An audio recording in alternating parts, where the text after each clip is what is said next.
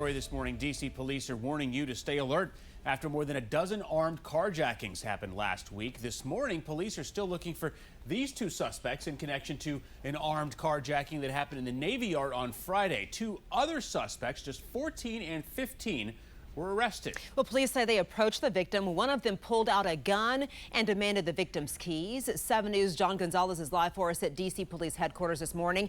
And John, the city has seen a sharp decline in overall carjackings this year compared to last, but then several incidents like this, of course, bringing renewed attention to the crime.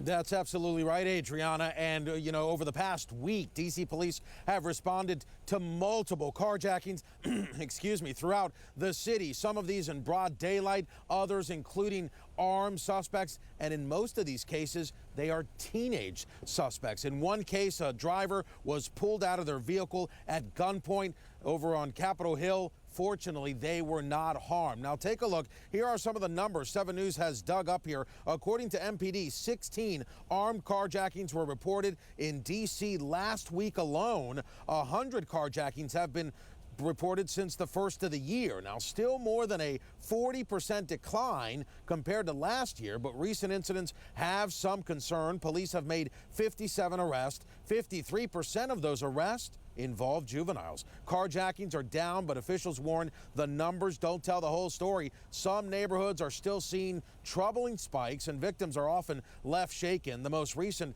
involved several teens, some as young as 14, who were arrested in Northeast D.C. last week for using water guns and imitation firearms to threaten drivers. Armed carjacking is a Class A felony in D.C. with a mandatory minimum of 15 years behind bars. Police are urging residents this morning to stay alert, lock doors, never leave a vehicle running, and report suspicious behavior. A public awareness campaign is now underway with bigger rewards these days. Coming up in the next half hour, we'll dive into this crackdown on carjackings. Reporting live, John Gonzalez, 7 News.